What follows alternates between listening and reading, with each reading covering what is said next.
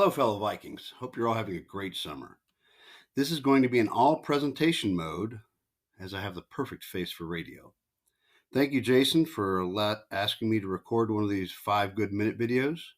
This is going to run a little bit long, but then again, I never have been one to follow directions. My name is Zack Cline. I teach 7th grade social studies, and this is my 927th year of teaching. And I'm going to talk to you today about a concept that changed the way I approach everything both inside and outside of my classroom. Hope this helps you too. None of the following material is mine. It primarily comes from a company called Focus 3. If you want to follow up on anything, they have a ton of resources, and they also have an outstanding podcast. You can also email me, and I'll be happy to share with you anything that I can. I've heard from many of my colleagues and friends about feeling down or overwhelmed and anxious about not just the start of the school year, but about day-to-day life. Believe me, you're not alone in these thoughts. During these times when events are totally out of control in our lives, and things keep being thrown at us and stacked upon us, we need to be able to find something we can grab a hold of so that we can slowly regain control of some part of our life. We are all looking for help. Hopefully this video gives you control back in your life. It will give you the ability to stand up and will empower you to take deep breaths and feel like you can handle anything that comes your way. There are people watching this video that are control freaks. We like to call ourselves control enthusiasts. We're trying to control all things and you can't, and it's making us all very angry. Here's the secret. The more we try to control, the more frustrated we get, and that doesn't work. Stop doing that. I'm talking to myself, sorry. Anyway, this is not going to be some new flow chart you need to put on your wall. It isn't some new fad that goes away in 6 months. Hold on. That's exactly what all the other fads have said, so forget I just said that, my bad. However, average teachers wing it when it comes to making decisions, or maybe they have quotes on the board or outstanding posters on their walls. Good teachers have a basic outline for how they respond to things. Exceptional teachers, however, have a system that allows them to best serve their students and give their students every opportunity to succeed, both inside and outside of the classroom. But what can we do? The first fact we must establish is that we can only control the controllables. When things happen to us that are out of our control, becoming upset at them is counterproductive to say the least. We need to learn to focus zero energy on things outside of our control. Events will continue to happen to us, so we cannot stop. Life isn't fair. If this is the first time you've heard this, let me be the first to apologize. I'm sorry. If you're well aware of this fact and still get upset over things you can't control, I'm sorry for you too. When we recognize we cannot control the events that happen to us, we're off to a great start. Speaking of events, let's look at how things happen in our lives. As teachers, events keep happening to us that are completely out of control. We get a phone call from an upset parent. An administrator doesn't give us the support we think we deserve, or a student refuses to work in class. I have bad news, friends. We cannot control any of these events. The only thing we can control is how we respond to those events, and our response will help determine the ultimate outcome of the event. Events are those things that impact us in some way. Again, we cannot control the events. We are, however, able to influence those events, but understand we cannot control them. We also cannot control the outcome of the events in our lives. Sometimes, even though we respond intentionally the best way we can, still things turn out negatively. Once again, the only thing we can control is the response. We'll start with the events. We have to understand the events in our lives. Tim Kite uses the phrase, be curious, not furious. It must be true since it rhymes. We've got to find out why things happen to us. What is the motivation of the person that just created the event in our life? We have to get to know our students and understand why they either do all of the work or they don't do any of the work. We have to get to know our administrators' leadership styles and understand why they lead the way they do. We have to take the time to get to know our fellow teachers and staff and understand them too. We all have the same goal. However, we all try to get there different ways. It sounds exhausting, but it's worth it. We have to be curious to get to know our students and understand the why. The why is critical. We have to understand why things are the way they are. For example, you walk into your classroom and two students are sleeping in class. How do you respond to that event? Should they both receive the same discipline, the same outcome? What if I told you that in my classroom I'd give one of them a blanket and a place to sleep, and I would discipline the other? What if I told you that one of the students was up all night playing Fortnite, and the other one had police at his house till 3 o'clock in the morning? Now that you know the why of the events in their lives, does their responses look different? We must take time to understand the events in our classroom and the lives of students and around us to make the best possible decision. This is a basic PBIS principle and concept. A critical factor to understand that our intentions are irrelevant. I've heard from many teachers, but I had the best intentions for that student, for that situation, for that whatever. None of that matters. It's important to understand that students do not experience our intentions, they only experience our behavior, our actions. They experience the response to the event. If students are going to trust you, they must trust that you will respond to events intentionally, the best way you know how, repeatedly, consistently, and with their best interest in mind, especially in difficult conditions. It's easy to respond when things are easy. Here are some things to think about and silently give yourself an honest response. Let's say it's the first week of school and a student walks in your classroom and refuses to work or acts like they've never been to school in their life. Have you ever blamed last year's teacher? Have you ever said out loud to someone, or even silently, I know who you had last year? Do you point your finger somewhere else and blame someone else and say it's their fault? Now, I know this never happens in Miamisburg, but I've heard that in other places, administrators don't always back their teachers or do things that teachers don't understand. Do you take it personal? Do you go to the teacher's lounge and complain about that administrator? If you do, pay attention to the mood of the room and see how that conversation brings everyone down. When an angry parent calls, do you get defensive and raise your voice and try to defend your actions rather than try to understand why they called? Believe me, I have children. Parents are not rational about their kids, and neither am I. There are two ways to respond to events in our lives. Imagine there's a line in the middle of a piece of paper and you need to write down how to respond to the events. You can respond with a growth mindset or a fixed mindset, an intentional response or an emotional response, skillful or autopilot. You can take responsibility or blame someone else. You can look at the possibilities and think of the long term, or say it doesn't matter what your answer is or your response. The first set are the above the line responses. These are below the line. The performance of a classroom rises or falls based on the behavior of both the teacher and the students. Above the line behavior is intentional, purposeful, it's thought out. It leads to a successful classroom and allows our students a safe area that they can explore educational concepts and can take risks with their learning. However, consistent below the line responses create mistrust in the classroom and lead to chaos. This is not a learning or a working environment that works for anybody. My father gave me two pieces of advice. He said, "Son, it doesn't matter how bad things are in life. You can always make it worse." He told me that my response can make or break the outcome of any given situation.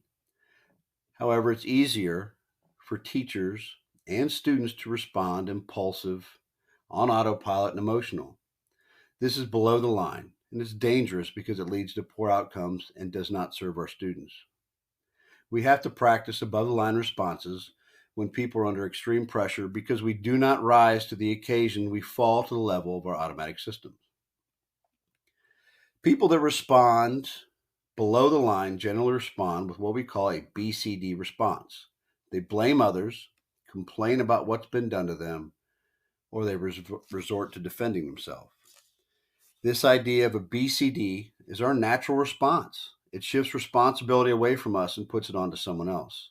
It's their fault. They did this to me. They.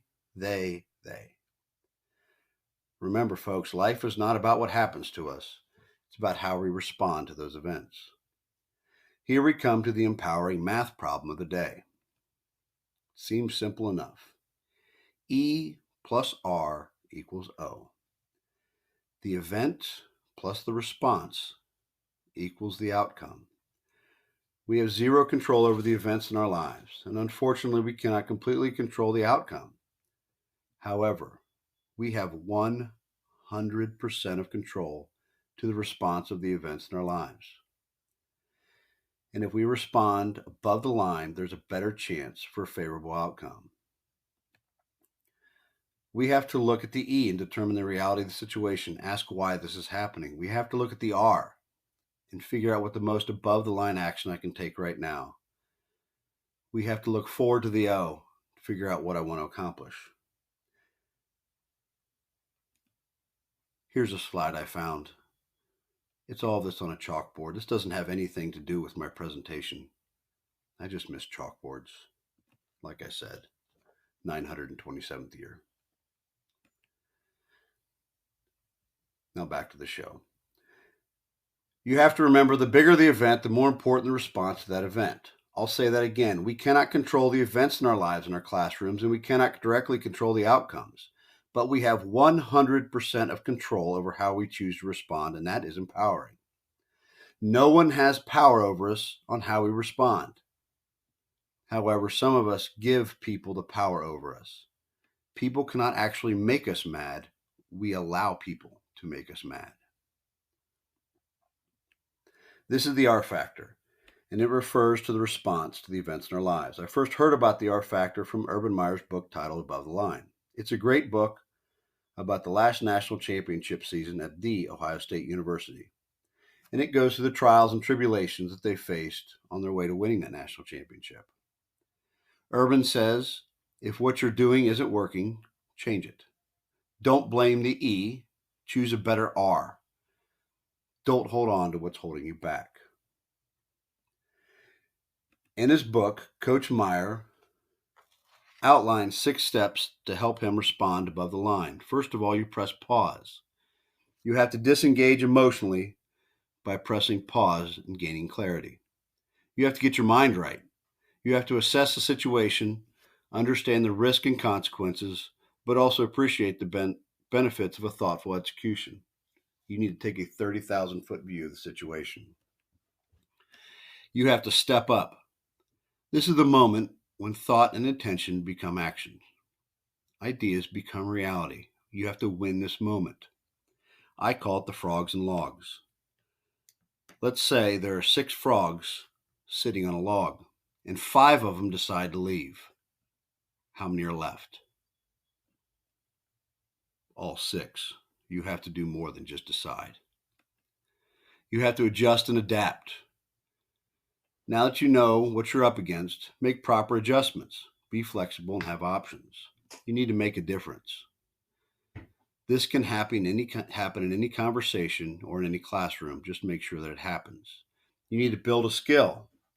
Focus on responding above the line over and over again. This is the only way we get better at anything we do. It's a slow, methodical grind that produces exceptional skill. Here's the secret about teaching. It's about leading. It's not about you.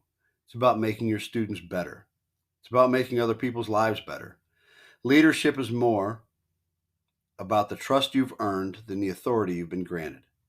When students trust your responses, the culture in your classroom and in our schools will improve. I'm going to end with a scenario we've all been faced with. Let's say Johnny or Joey, or in this situation, we'll call him Zach, is in your classroom and he doesn't have his homework. Yesterday, you put together an all-star lesson. You spent 3 days writing the lesson. You went to Office Depot and bought all the supplies and rocked the lesson. It was great. Your delivery was perfect. And your students had that aha moment. The moment we all look for when it all comes together. The next day you check the homework and it's beautiful and it's wonderful. And then you get to Zack's desk and he doesn't have his pencil or his homework or his binder or all three or whatever. My question to you is, how do you respond? Do you take that personal? Do you respond above the line or below the line? As much as we want to, we simply cannot control our students. We cannot control their behavior. Sure, we can influence their behavior with the culture in our classroom, but ultimately their response to our lessons is up to them. The only thing we can control is our response to Zack. He has been yelled at before and probably will be again. And he's maybe even been talked down to by teachers. These are examples of below the line responses, and we've all done this before. This chart is something I use when I teach with my kids. I'll write down some sort of event. You can see the three of them here. We then discuss how we respond above the line or below the line. We then further discuss how that influences the outcome. So back to our scenario. But instead, this time, rather than responding below the line, you take a moment, press pause, disengage, and you respond above the line. You say to Zack, hey, come up to my desk once everyone gets working on today's assignment, and we'll get this homework situation figured out. Zack was braced for another fight with another teacher. Imagine his shock. He expects a below-the-line response from you, but instead, you're going to take the time to work with him individually. He sits there surprised, not knowing how to respond to this above-the-line response from you. Let's fast forward to the next day. You've got another stellar lesson, but he still doesn't have his homework. You see, sometimes just because you respond above the line doesn't mean you get the outcome you want. Maybe it's 10 days later, or 20, or 50, and he still doesn't have his work. As difficult as it is, I urge you to respond above the line each time, because maybe on day 138, you broke through. Your consistent above-the-line response makes a difference in the life of a student that is otherwise headed down the wrong path. We owe it to our students, to our parents, to our community, to press pause, to disengage, and respond intentionally to the events that happen to us in our classroom and our lives. We must remember the responses to things become other people's events. It's cyclical, and our above-the-line response allows for those around us to experience positive events in their lives. And let's be honest, we could all use a little more positivity today. Our job description is to teach and determine mastery of standards. But that's not why any of us got into education. We got into this to change the lives of our students. We got into this to make a positive difference in the life of a child. It's the old starfish story. I may not be able to save all of them, but I was able to save that one. Respond above the line and watch your classrooms begin to thrive. The other piece of advice my father gave me is that 90% of short putts don't go in. We have to go for it. We cannot hesitate. The stakes are too high. We have to live our lives above the line. Do the work. Embrace the challenge. It's worth it. This video is from a podcast from the Focus 3 group. This is a high school speech about how a student uses the R factor.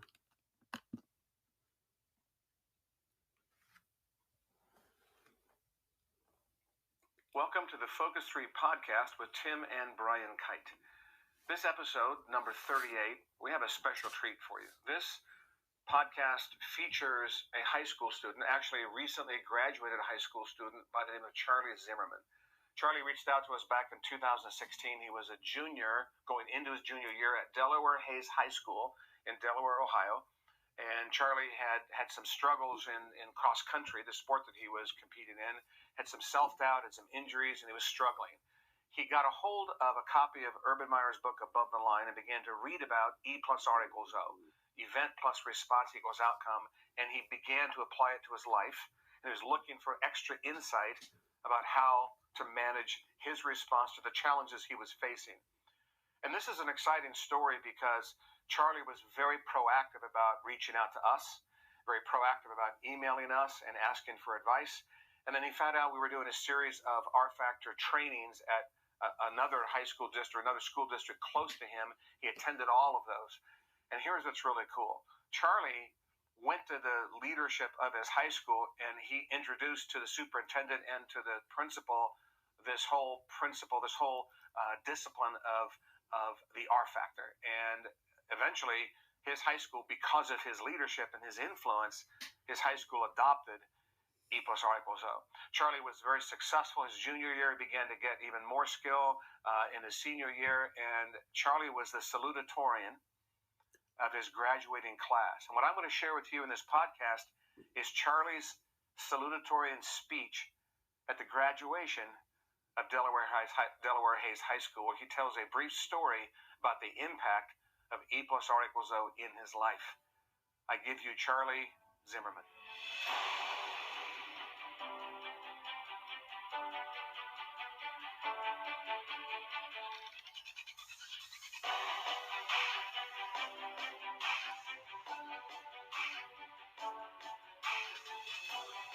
As I stand before you today, I realize that I'm supposed to look like someone who has it all together or something.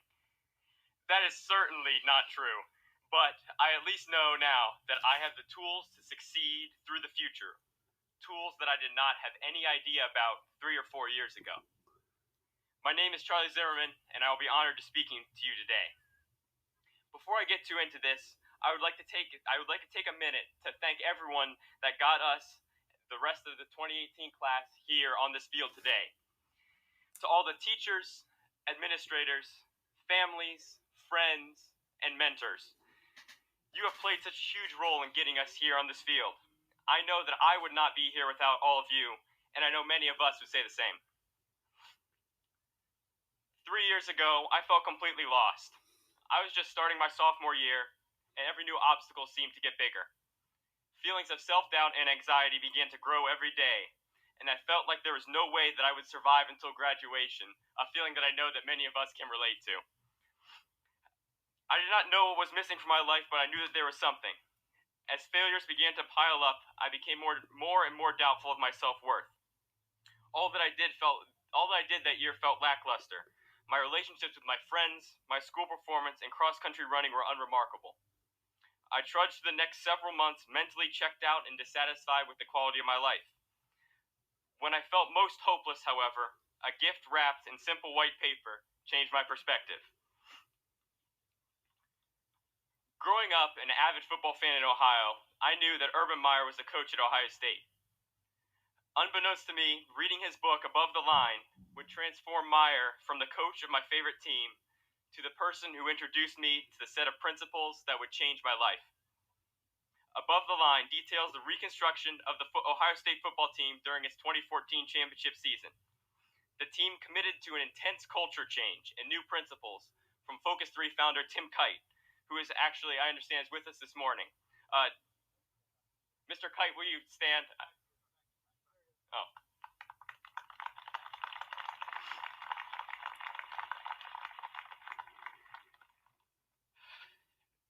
As I began to read this book, I realized that I was not reading about a football team. I was reading about my life. The fundamental message that Urban and Tim Kite introduced in their team culture was the equation E plus R equals O, which stands for event plus response equals outcome, something that many of you may have seen around the school in the last couple months. This equation, known as the R factor, asserts that no one can control the events that happen to them, only the quality of their response, their R. By responding in the most discipline-driven way, a person can influence the outcomes that they desire in a positive direction. Reading about this, among other leadership principles, ignited a fire within me. It became a guiding light to put me on the path to becoming better than the overwhelming fear of average that I felt at the time. For the rest of the year, I began to try to view every obstacle in front of me as just another E, just another event for me to respond to. Instead of worrying about every possible future moment, I focused on seizing the one in front of me. I dove into E plus R equals O head first, and learned all I could, working daily to apply it to my life. As I was trying to write this speech, I thought deeply about our class and the things we have gone through in the last 12 or 13 years. The one thing that kept coming up in every thought was how many obstacles, how many adverse events we have gone through together. There have been great moments, great successes, but also incredible hardships and failures along the way. But one thing that I am constantly impressed with is many of our R's, our responses to difficult events that we have gone through as a school and as a community. We did not have to do anything this year when Buckeye Valley lost students in a car crash, and we could have sat pat and not worried simply because the students were not from our school. But that's not what happened. We saw that a group of people in our community needed help and responded in a way that was powerful not just for us or the students and families at Buckeye Valley, but the whole Delaware community. Well, that's just one big example. Every day I spend at Delaware Hayes, I see countless examples of people working hard to get better, whether that be academically, athletically, musically, socially, artistically, or so much more. There are countless great responses that happen every day from us sitting on the field to get us sitting on this field, and that is a skill that I believe truly will translate to the future. One thing that I know for sure, class of 2018, is that life is not going to get any easier from here. Whether you like it or not, everyone sitting here will have ease that happen to them that seem impossible to overcome. If you only take one thing from my speech here today, I ask that it be this. The only way towards success and improvement is the management of the only thing you can, your response to the events that happen to you. I can honestly say that I would not be anywhere in my life without this mindset, without E plus R equals O.